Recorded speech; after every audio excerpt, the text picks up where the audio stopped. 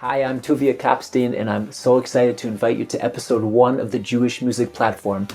This week, our first week, Moshe Sherzin and I sit down together with the great Eitan Katz. Now, Eitan needs no introduction from me. He's been a composer and originator on the Jewish music scene for over 20 years. But the reason why it was so important for us to have Eitan on the podcast and for him to be the first guest is because Eitan's public cry for honesty and authenticity in Jewish music was something that verbalized for me a feeling that I had deep inside. Let's listen to that impassioned plea from Eitan. You know, I've been fighting my entire life. Not really fighting, but davening and pleading with the world to create a standard for what emes-dik Jewish music should be. And it's so simple. It's really simple. If the niggin doesn't make you want to understand and breathe the words of Chazal more that you're singing to, it's not a niggin. If you don't understand and chap a deeper, more meaningful understanding to the words you're singing to, might be a bunch of notes on a piece of paper. This niggin is mamish like the epitome of emes when it comes to that. Singing the words Melech Rachaman together. I never knew what these words meant until singing it to this niggin. So everyone close your eyes for a couple more minutes. Daven for something. It's mamish and eis ratzon.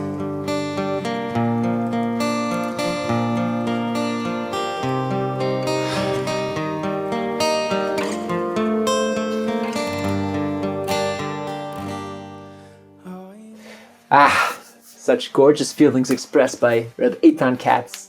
Words that flow from the heart, that enter the heart. And this is our mission. This is what we're trying to do with the Jewish Music Platform. To find those Jewish musicians who are being honest and authentic with their music, who are trying to use the music to connect with Hashem in the way that only music can connect us. We hope you enjoy this wonderful interview with Eitan Katz.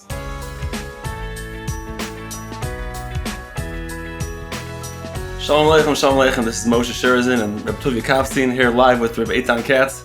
Shalom Aleichem, Reb Eitan. Aleichem shalom. How's everyone doing? Good. Amazing. Thank you, Hashem. And thank you so much, Eitan, for joining us.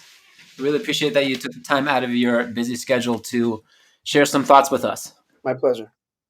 I just want to start by saying that, time goes by pretty fast. And it seems like it was just yesterday. I was in yeshiva. It was 2002. And I think that the Big Levels came out right around then, maybe 2001. Big Levels came out 01 or 02. I don't remember. I think 02. So there was a kid from LA, Daniel Kosberg. And I think he's the guy who brought the CD to yeshiva, to Ner Yaakov.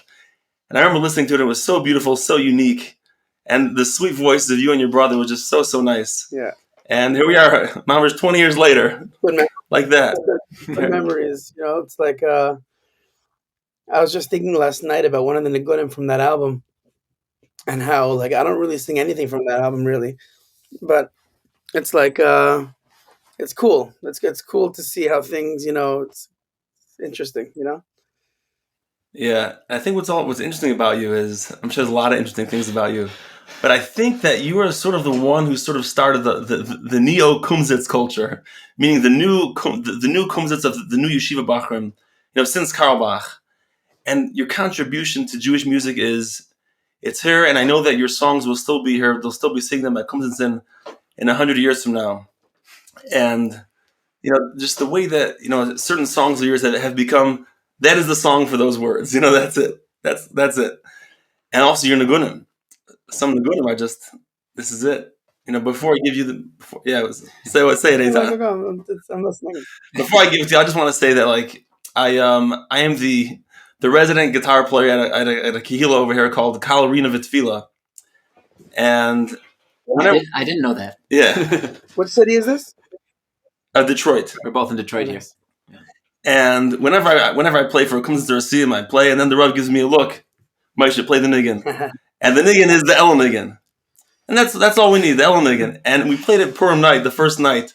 And we played it it wasn't less than 20 minutes. We just, we don't need, what else do we need? Let's just go Tifer and Tifer, a little faster, a little slower. Let's just ride the wave with the El niggin. So Eitan, thank you for your nigunim, and welcome. I appreciate it. Thank you so much for the kind words.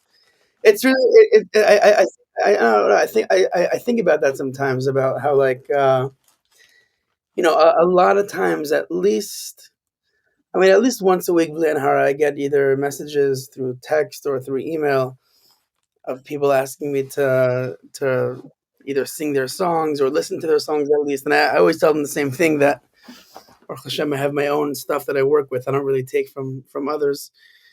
And people often ask me for advice, like how to do it and everything. And I honestly tell them, like, I don't know. If I would start doing what I was doing now, I don't think anybody would listen. I don't know anybody, but I don't think it's a lot harder now because of, the amount of access people have to listen to everything. And back then it wasn't like that. So, like, it was still like a chiddush, like, even I'm not that old, I'm saying? We're not that old, we're talking like, but it's been, like you said, it's like 20 years already of doing this. And it's like, I always I thank Hashem that I came on the scene then, because nowadays I feel for, like, the whole, group of people that are really sincere, and some of them have really great stuff. And I never have the right answer of how to do it, besides being, just be sincere and see what happens. That's the. Mm-hmm. So Eitan, we want your input. We want you to connect us to those people, because that's really what we're doing here. Mm-hmm. We're the platform, the Jewish music platform. We take from the platform, you wait for your train, and you go somewhere, you go on a trip.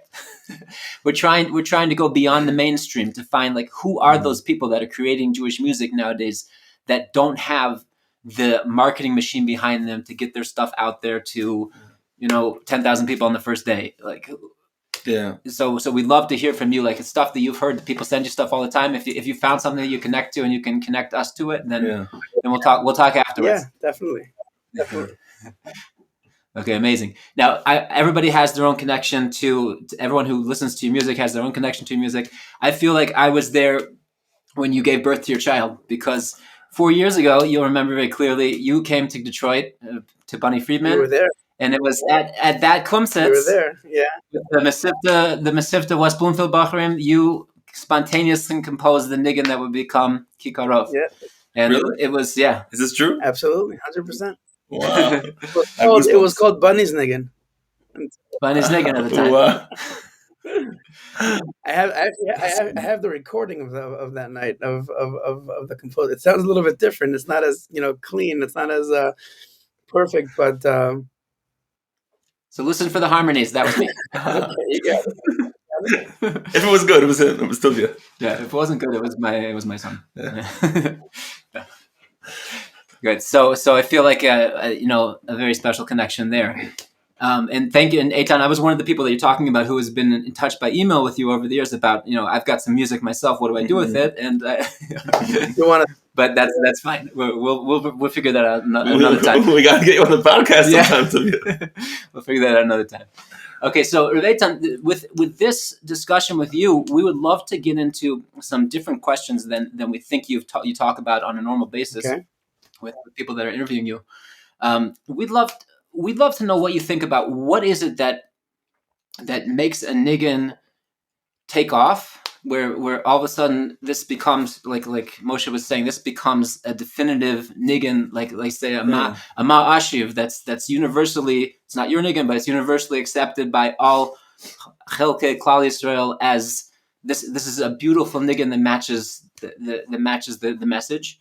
And Lamancha, whatever it might be, and then other music which you pour your heart and soul into to create, and it just doesn't, people just don't know about it unless they have the album and they're. So we'd love to hear your thoughts on this. I mean, without it's two words that sum up the entire conversation, and that's siyata d'shmaya. Like, it's honestly like there's no real answer to that question besides, it first starts with siyata d'shmaya, and then you could start figuring it out. Because like without siyata d'shmaya, without recognizing that there is no algorithm. There isn't. We're all about algorithms now. This, da, da, da, da. There's no algorithm. The algorithm is siyata d'shmaya, and within so within the world of siyata d'shmaya, again, it's a very complicated question because music is based on taste also. And some people will like this spice and other people won't. That doesn't mean that spice is bad or good. It's just it's a reality of people connecting and liking. I think if I had to like try to I mean, in general, I know this is going to sound cliche, but I don't have anything else to say besides this. Is that like, besides the obvious things of the words fitting the meaning of you're not gonna, and you can't just like play around with the words of Chazal and Tefillah and just like fit it to a tune that you wrote, in the bathroom 3 weeks ago. You know what I'm saying? Like it's not it doesn't.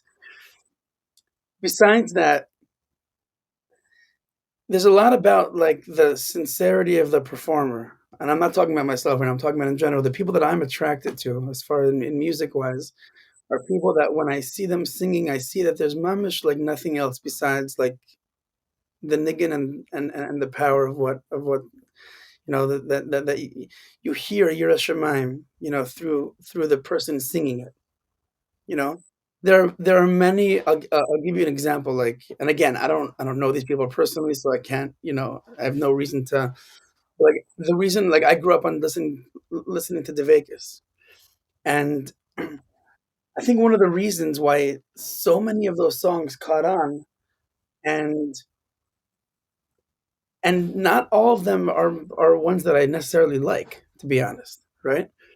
But no, I'm saying most of them I do, but even the ones that I don't necessarily like would choose for myself to sing or listen to, you don't have to connect to it, and meaning you don't have to connect it to also notice that it's coming from a real true Yiras Shamayim place, and that is something that like it's very few nowadays. Who I'm not, again, I'm not talking about anybody specific, God forbid. I'm talking about just in general, like the yichidim. I'm saying in general, the people that are the yichidim out there that are like, you just see this like aura of Yiras Shamayim through their nagina, and if it starts with that memela, they're not trying to like pop the music up, or do like things that are like clearly commercial and stuff like that. Um, I don't claim to have Yiras Shamayim. I claim to want to have Yiras Shamayim. You know what I'm saying? Like, I don't have anything. I have nothing. I'm not even. I wouldn't call myself religious. In this context, but I want to be. And I feel like the music is because it connects so deeply to like this chuka and rotzen in a person's body and a person's soul.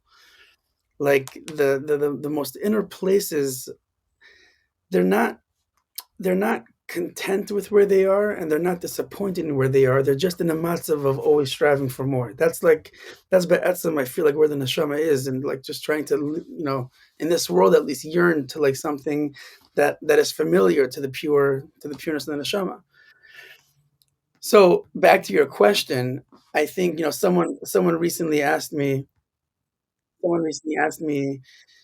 um, from the new album that I released, which song do you think is going to be a big wedding hit?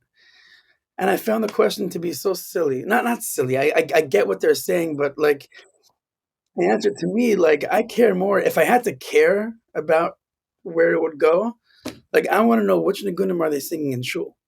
You know what I'm saying? Like that. Like, at the end of the day, that's going to be like the hatzlacha for me. And the nigunim that really last the longest,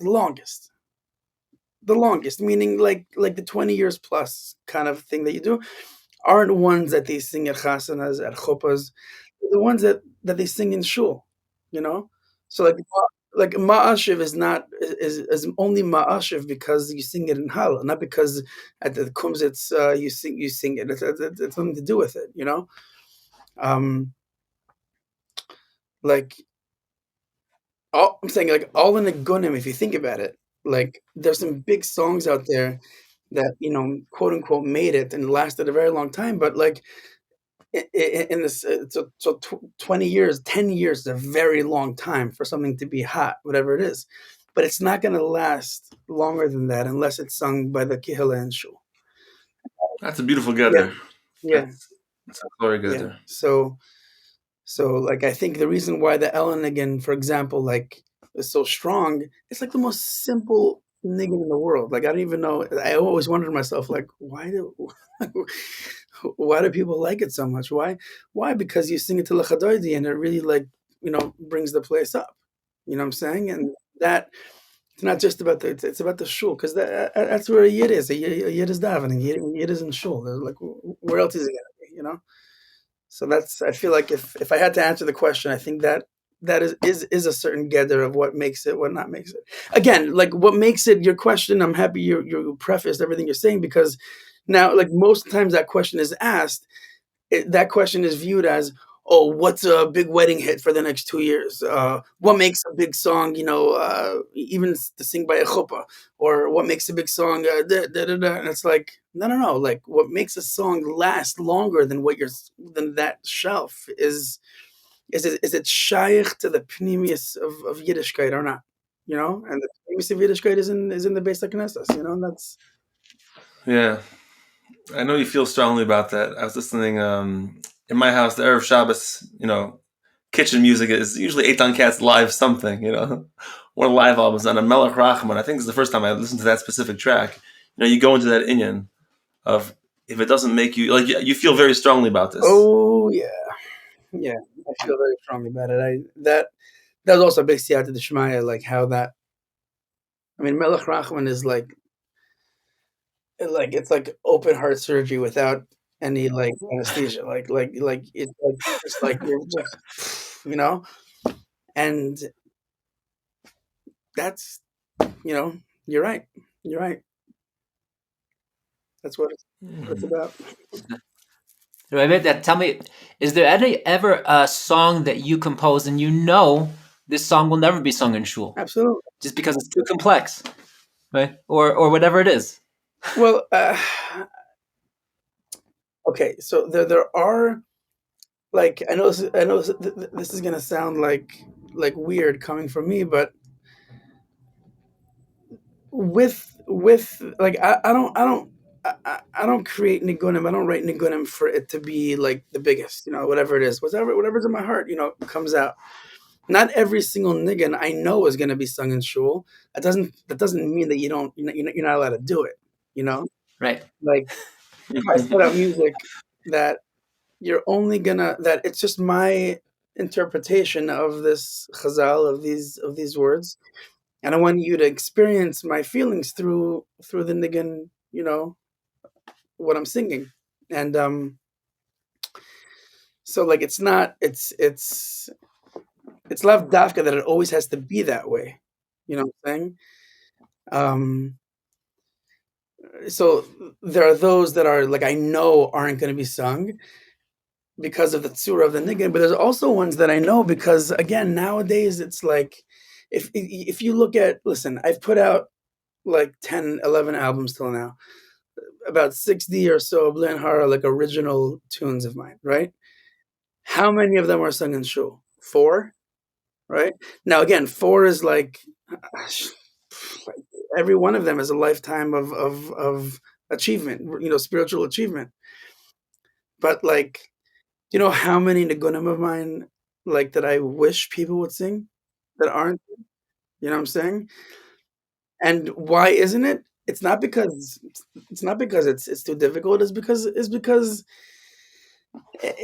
we're dealing with a generation that, like, every single, like, there's so much coming at you all the time, all the time. And it's like there's no patience almost to, like, even how do people listen to music nowadays? You know, playlists. Playlists. So you jump from here, da, da, da, da, da, da, da, da, and then, like, half your album is missed out because people don't.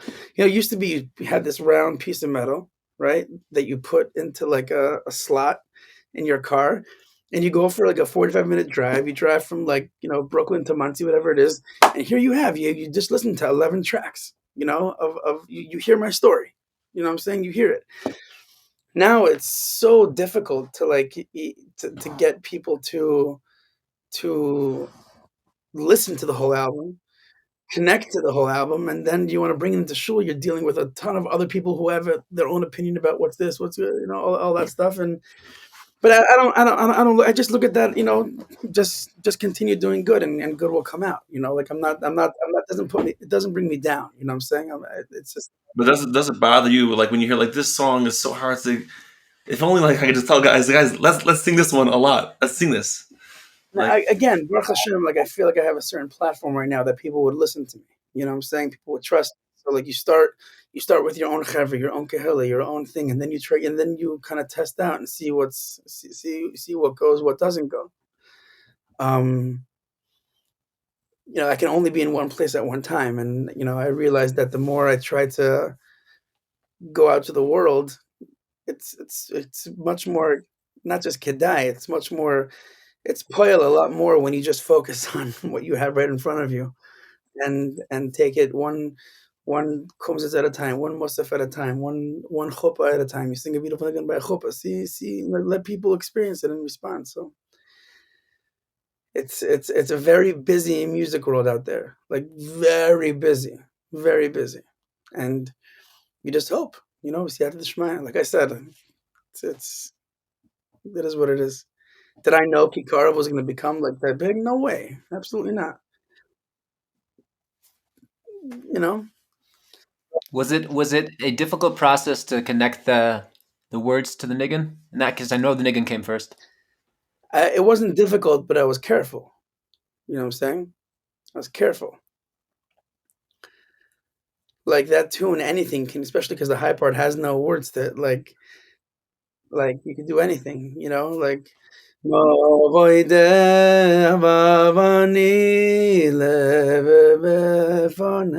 Like, wow, sounds nice. Like, maybe like, anything can go, but these words, I felt like this is the nisayon of the generation, to feel like you're shaykh. mm-hmm. What was the runner-up for Kikara? Was there, like, a runner-up words that, like, were almost there, but they weren't carved enough? No. That was it. Yeah.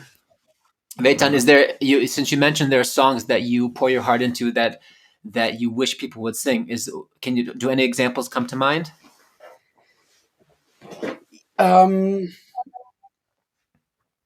Yeah, there are. I mean, would you like to offer one? I mean, listen to this thing. And this thing, and I wrote in. It's on the Big Lavos album, right? Close the lights. Koili ela sheve mezah, koili ela shemes chano, koili ela sheve mezah, koili ela shemes chano.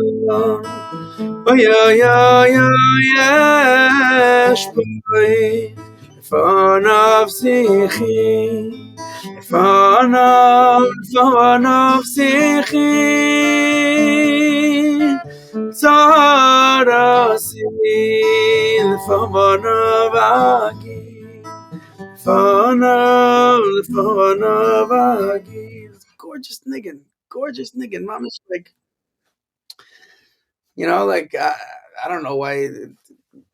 I guess who knows, But like, I wonder. You think it's because when you wrote that album, you weren't Eitan Katz. You know what I mean by that? By you weren't Eitan Katz? do you know that on the Lamancha album, Lamancha is, I'm not gonna say my least favorite song, but like it's not like anywhere near to like my feelings towards to other songs on that album. Like which song, if I can ask? Nobody even knows. I mean, everyone. The Eishes Ashes Chayil is very big, but again, Ashes Chayil is like, you're not gonna. It's a little bit. The words kind of take it away from being like a niggin, for anything else. But like, there's Adon Olam, Asher Malach. I cry rivers. I literally cry rivers when I listen to the recording of that nigga. Not because it's me. Like I'm like, oh my gosh, this nigga. The words are so deep. Like again, because I grew up, with Adon Olam Hashem Malach. Like, it's a very big thing. Like the Girsa Diankis of the way things get stuck in our brain. Right, Adon Olam to most people is the song you sing after Shabbos davening, where you're taking your talis off. With some like squeaky kid, comes up and sings it, and it's cute and it's nice. Have you ever like looked at the words of Adon Olam? Have you ever like you could literally go mad from the like almost like painful, like in a beautiful way. I mean, like. And I feel like I had tremendous yad d'shmaya with that niggin specifically for those words. I actually wrote that to different. It was weird. I was davening Mariv. I remember I was davening Mariv in yeshiva, and beyadcha fkid ruchi padisa isi Hashem kelemes, from the words from Baruch Hashem Lo'olam at the end of. And then a Mariv, right? And I was like, wow. And then I made a mistake. I sung it once. And then I was like, whoa. Like, and I was like, I couldn't believe it. So I'm sorry. That's like a good example of nigunim that they get lost. There's a Kol Barama on that album. I don't know if nobody even knows this stuff. I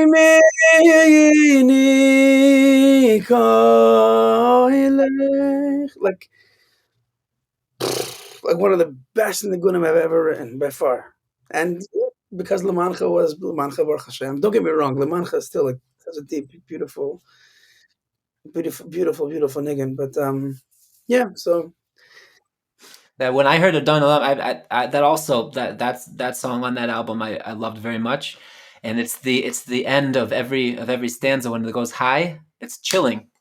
It's it's very hard to sing, unfortunately. Like when I sing it, it's like, oh gosh, how am I gonna hit that note? It's very hard, but those, but Hashem knows your portfolio more than anybody else. So. Yeah.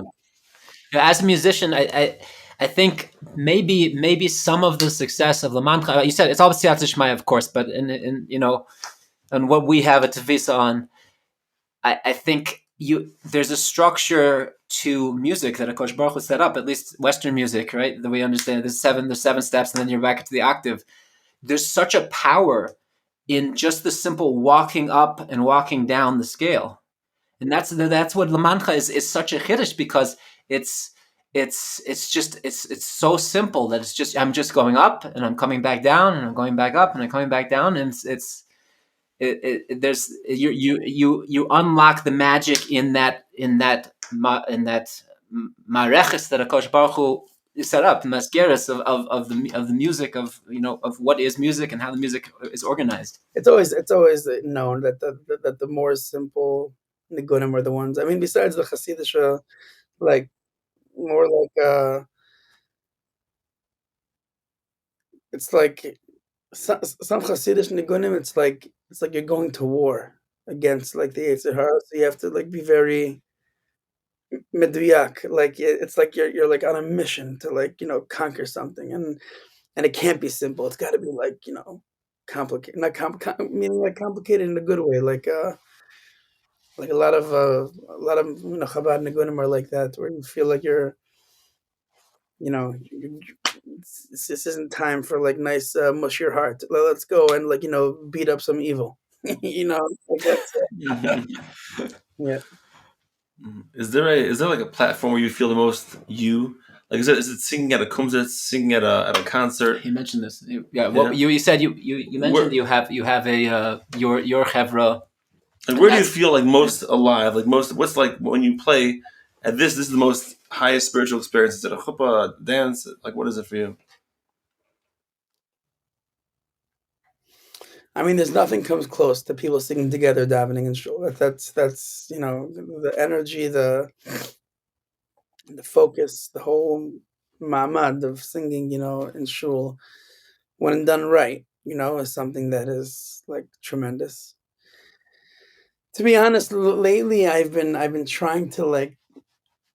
I mean, when I say promote, I mean in my head. Like I'm such a us artists, we're so weird, with like how we, you know how we promote things. We're such bad PR people, because like we want everyone to know everything, like all the time. And any PR maven would tell you that focus on one thing. Lately, the way to sing nigunim by dancing at a chasana is something so. It's a passion of mine, because all right, we've already established that you could close your eyes and cry and get into it and it comes it and slow. Okay, done. Checklist. Baruch Hashem. But did you know that you can also reach heilige levels of tshuka and dvekas to Baruch Hu while dancing on fire with a circle with to the right music? I would even say there's something even greater going on there. Something else, mamish, something else is happening. And it's a combination of the nigunim that you choose to sing and the way you choose and the way you sing them. The way you sing, the way you sing certain nigunim can make or break the nigun. So good, check. You have the right nigun, but even how you sing it, and I can't really describe it. It's more of a just like, the tone, the sincerity, the how much commercialization of it are you doing? Like, for example, you could sing, right? Or you could say,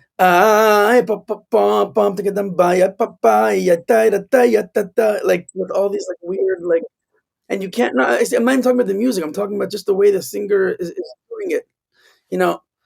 Like it's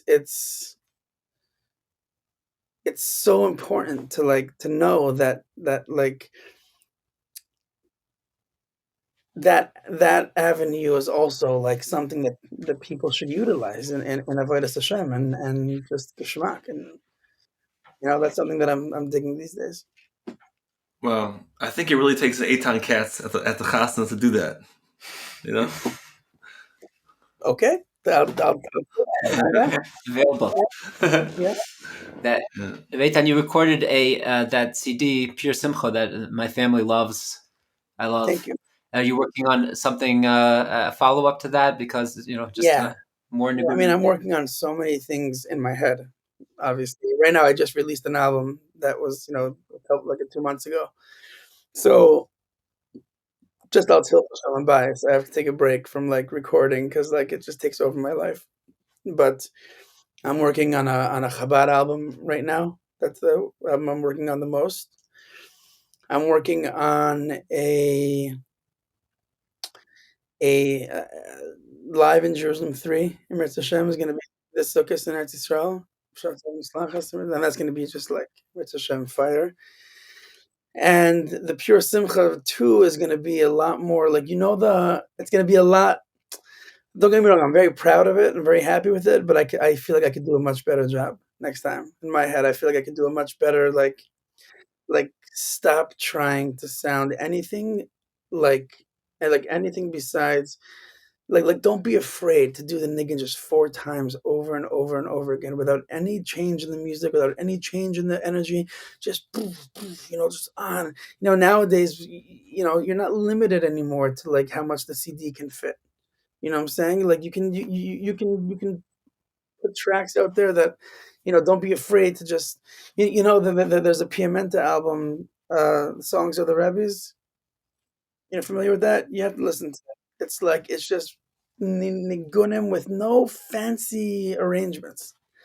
Like pure simcha. I feel like even on my standard, which again is like Baruch Hashem, it's not like anything. It's not anything that I wouldn't be proud of. But I feel like I tried a little bit too hard, being not commercial, but a little bit too like orchestra-y, and I wanted to get the word out that I play weddings and I'm saying it, Baruch Hashem. I'm very happy to trust me. I'm not The arrangements were quite complex there. a lot of a complex arrangement there, but they're all again Baruch Hashem. Like what I've been zocheh to do is that the arrangements never take on a life of their own outside of what you're trying to accomplish with the niggin. You know what I'm saying? That's my get there. Like don't keep it as good as the music is and as geschmack, and it has to be professional. Don't come to me with if you don't know how to play drums like a high level professional. I don't want to talk to you. You know what I'm saying? Like if you don't know how to play, like if you don't know how to read, not I don't know how to read, but if you don't know if the people are around me, but it can't take upon itself a life of its own. I feel like the next pure simcha would be a lot more like even cleaner, even straighter, like sing just the power of the niggin, just go and go and go and go, not stop with it. But it's in the works. Other really great ideas of right now of what I with Hashem, we'll see how things progress. But it's a lot. I've put out like 13 albums in 20 years is a lot. It's like it's almost like goyish. you know, like So, it's almost like goyish. How many do people buy the CDs? Do people pay for your music on platforms? How does that work? Like, I don't. Do bookstores sell CDs today? They do, for the Yeshiva Shaylam, not even CDs anymore. They sell USBs, the USB things. I mean, Baruch Hashem, Ashreinu that we still have Heilige Yidden who don't have smartphones and don't want to go there. And I feel like they've done a great job in making technology out there available in different ways. You know what I'm saying? For example, if you've ever heard of this thing, I love this thing, Fruber. You know what Fruber is? Yeah. It's like I think people can make fun of it from now until tomorrow. Make fun of it all you want. They're the ones that aren't sitting on their phone 24/7. WhatsApp statusing. You know what I'm saying? Like seriously. So they have to call, make an extra phone call to get the Uber. Genius. So I totally respect like all that whole industry that is keeping as much good content available to the communities, without taking away from the Yiddishkeit and Fromkeit and everything. So yeah, right now they sell them on USBs because that's what they have in cars. They don't even have CD slots in the car anymore. So that's where most of the printing, but everything's online. And yeah, bro, over time, Spotify, Apple Music, YouTube, all those, the way people listen to music, it does pay. And I think it pays even more over time. It really does. It adds up. If you bought the Lamancha album 20 years ago, so I got $15 from you, went to the pizza shop, spent it over there, and then that was it. And you listened to it 16,000 times. Right now, I'm still getting paid for streams of stuff I put out, like a long time ago. So I think, what do I know? I think over time, Mitzvah Shem, like it does well. Was that a hard shift for you at all? Like when people started, burning music or whatever it was, it must have been hard. When you look at the dollar and what it takes to put out a CD, tens of thousands of dollars. That was back in the day. Was it hard when you see, wait, no one's paying for my music anymore? I mean, they are though, because I do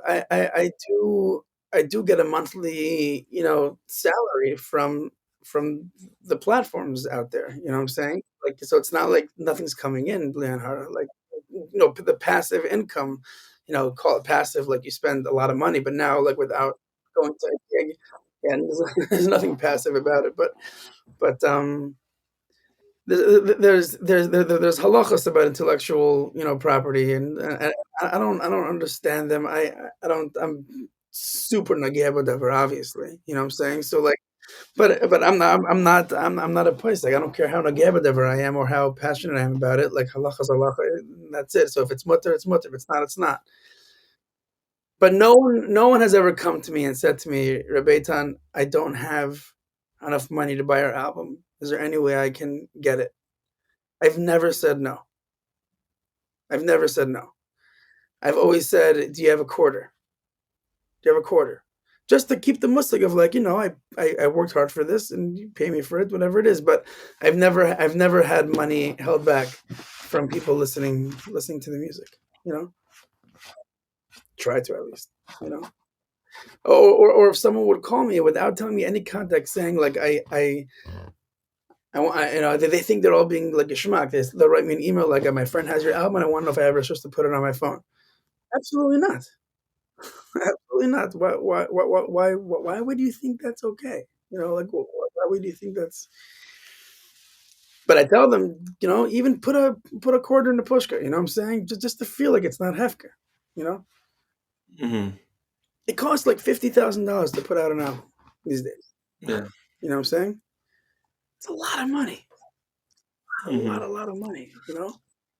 So if I'm listening to it on Spotify, I happen to pay for Spotify Premium, but even if I don't, I'm paying for Spotify because I have to listen to ads, and then it's all part of the program. So that's okay. That's okay. So you're 0.0034 cents per stream. Enjoy the mushroom on the pizza, Eitan. Yeah. This is from Maisha. Yeah, this is mushroom. Maisha's a mushroom. I just want to get back to something that we mentioned that I want to sit on for a minute. It sounds like you have when you're talking about your kahila and trying different things in shul and putting the tefillah to music. I imagine you're talking about your kahila at Eish Kodesh or maybe other places that you're davening. Yeah, so I just to be clear, I don't live in Woodmere. I live in Far Rockaway. I'm not a kavua member in Eish Kodesh. It's like an hour walk away from me. It's not. I daven there. My Rebbe is there. Ramberg is my Rebbe, and I davened for Rosh Hashanah Kippur. I used to go for 11 years. I davened there for them, which was like just life changing, and not just life changing, like the surah in which like you view a shul, you view a kehillah.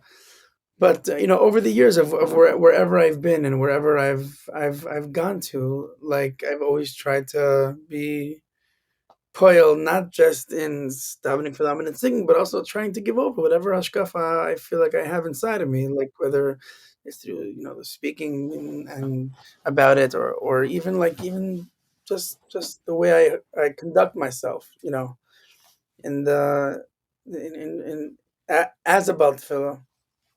I think that's it's a big thing. It's a big thing, and I also get to visit like communities across the world, Baruch Hashem. Like with and I was in London last week for Shabbos, and like I was in London 6-7 years ago, and I haven't been back since. And like a lot has happened, Baruch Hashem, in those Baruch Hashem, the music has become every year I feel like it gets more popular. B'siyata d'shmaya. And I walked in there, and like you had 500 people singing my nigunim. Like it was like a little bit scary, how powerful, and how humbling. Like what me, like like whatever. It's a really, but that is the place, that's the place. Sure. I got so many questions, but I know your time. But like, has there been a performance or either a kumzitz or a Shabbaton that you feel like this is the best one? You just wish you can go back there. That was the weekend. That was the concert. That was the costume. Have you had an experience like that? I mean, yes and no. Like people tend to forget that I have a wife. I have 7 beautiful children, and that's a full-time job without any music or any whatever. So as much as like the hashpah is like like, shkoyach, I am singing in front of 1,000 people tonight, but who's learning with my son at home tonight? Like, that's like, okay, I'm not, like, speak to my psychologist after to get the whole full story about that, that kind of what that can do to a person. But,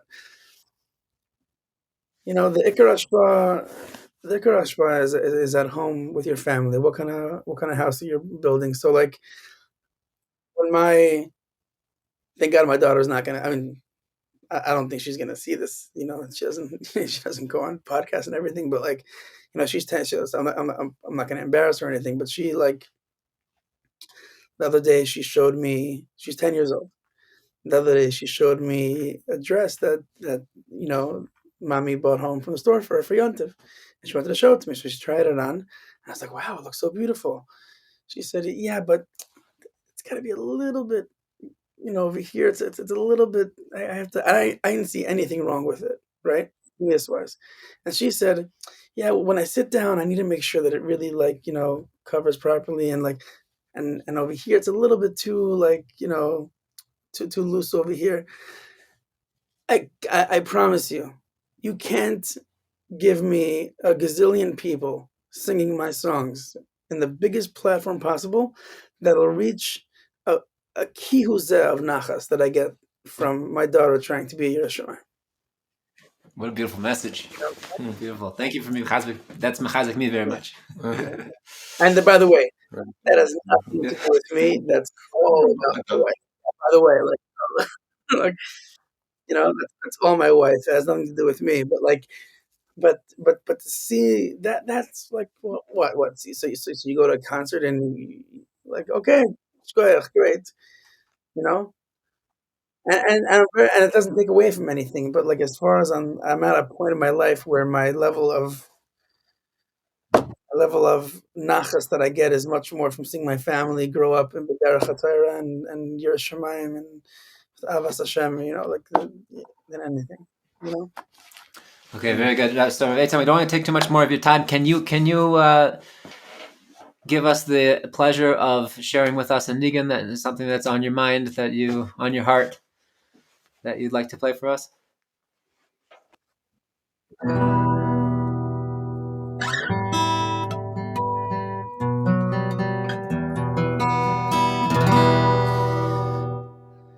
Psach libi b'soirasecha,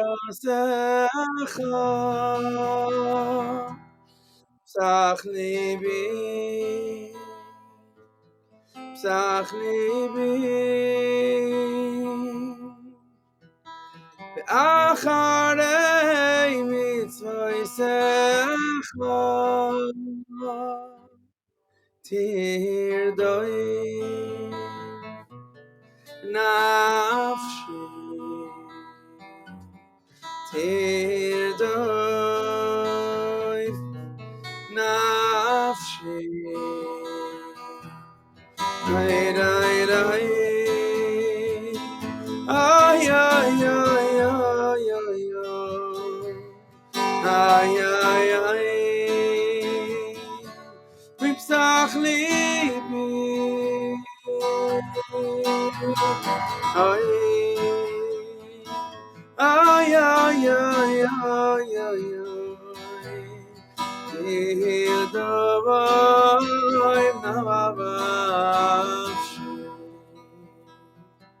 That's a nigga that I'm working on right now, trying to.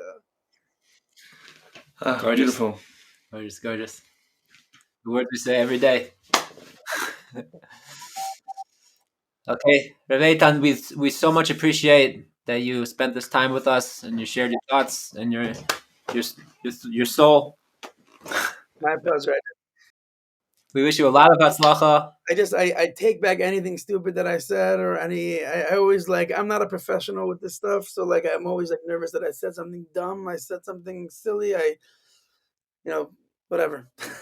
Please forgive me. Okay, if we find what you said, then we'll forgive you. Yeah. Okay, Chag Kosher v'Sameach. Thank you so much. Okay, Kol Tov. Bye. Wow, we hope you enjoyed this interview as much as we did. Please, if you like this podcast, rate us 5 stars, subscribe, like, and share with as many friends as you think would appreciate this. And tune in every Monday for a new episode, a new musician, a new perspective on Jewish music.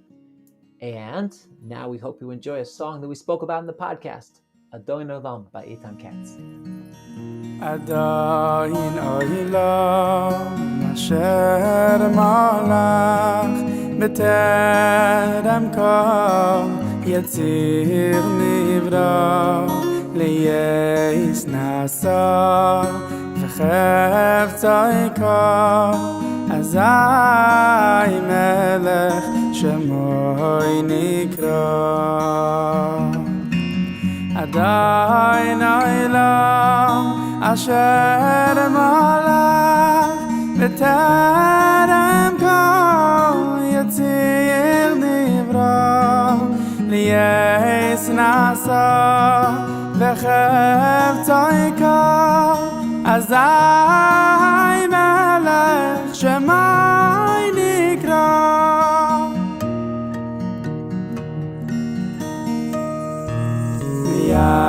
Yacharei kichloi sakoi levadoi yimloich noira lehu hayam lehu hayve lehu yeh besifara Adon Olam asher malach b'terem kol yetzir nivra liyeis nasa v'cheftzai kol azai melech shemoi nikra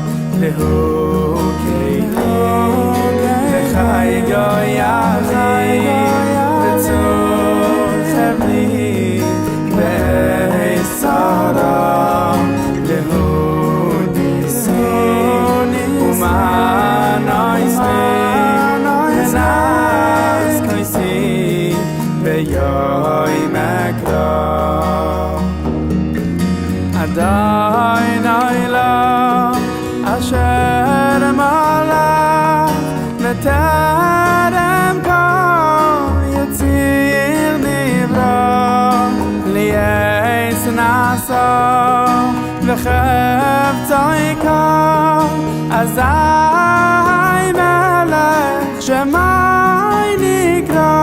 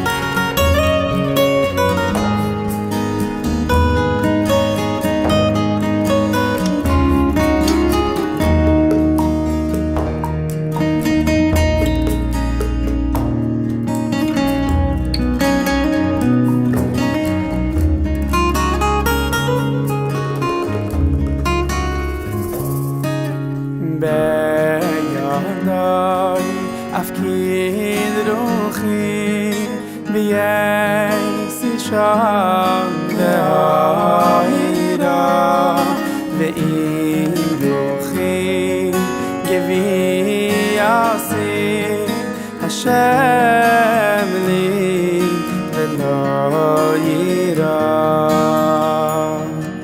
Hashem li v'lo